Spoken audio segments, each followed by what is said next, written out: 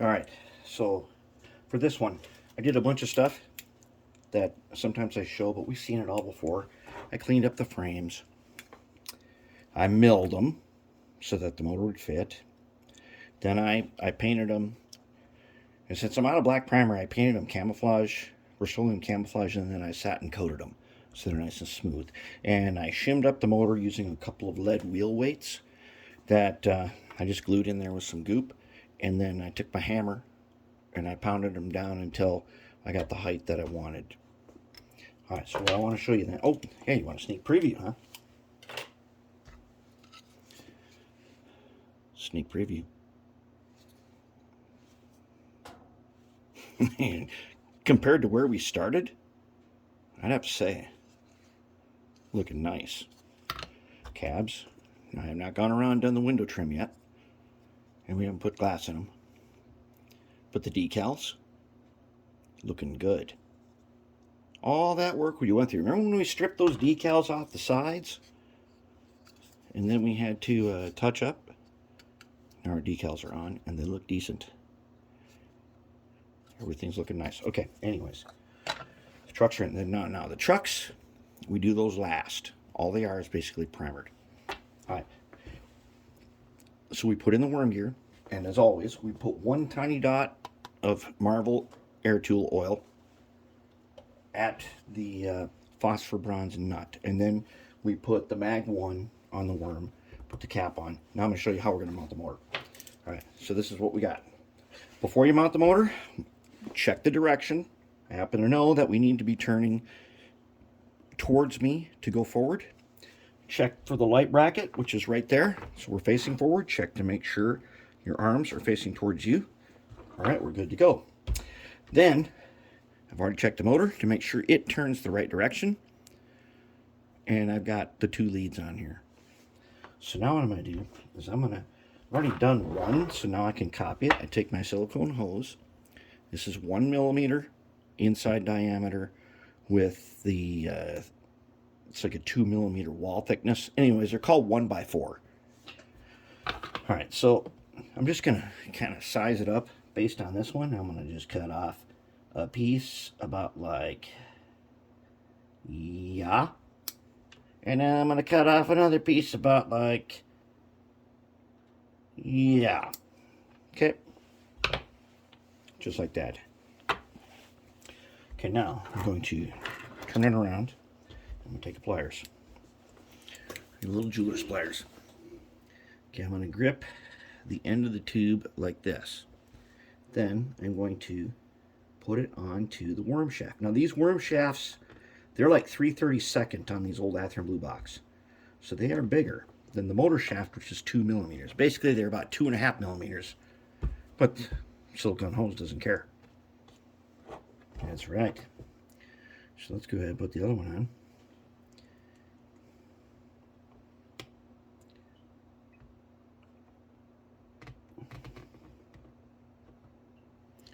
It's easy once you get them started. Getting them started can be a little tricky. You do not want, don't let the oil from the bearings get onto the shaft. Otherwise the hose will slip. Okay, come on now.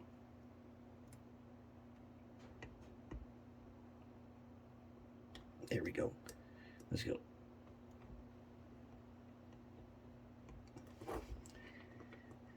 Alright, do we got him? Basically, we got to keep pushing it. We push it. To get it off, we get behind it and then lever it out. You don't pull it straight out. Oh, there goes worm cap. Maybe we went too far on that. All right, so let's take some tweezers then and do the lever trick. We just get behind it. Just push back a little bit. Perfect. As you can see, there's the Mag 1 on the worm. Okay, and that's where you put, right here, you put a tiny dot of the Marvel air tool oil. All right, good to go. All right, now let's take the motor. It's gonna sit right in the middle. Okay, now the hose is maybe a little bit long. I think so. I think we're gonna go ahead and we're gonna trim off with our little cheap Walmart side cutter. Just trim off about that much.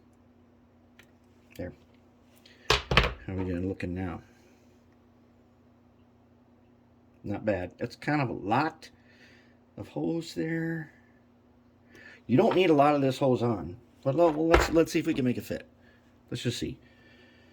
So, facing me, the red wire is towards me. Okay, and then this one I'm just going to push on just like that.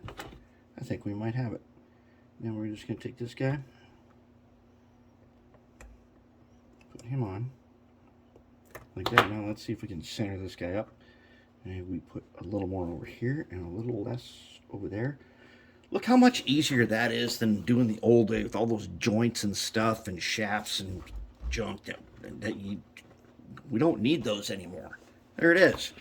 Now that the motor is the way I want it, I'm going to take my goop, my amazing goop.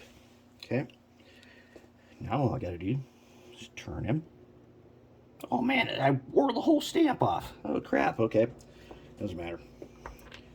You don't need the stamp. Alright, so then I'm going to go ahead and I'm going to goop the bottom about like that. Just like that. That's all you need. The goop is going to hold the motor as long as I want the motor to be held. When I don't want it, if I wanted to take it out, I can just take it out. And now the silicone shafts are going to hold it and line. As long as the trucks are lined up, the motor is going to be lined up. And in about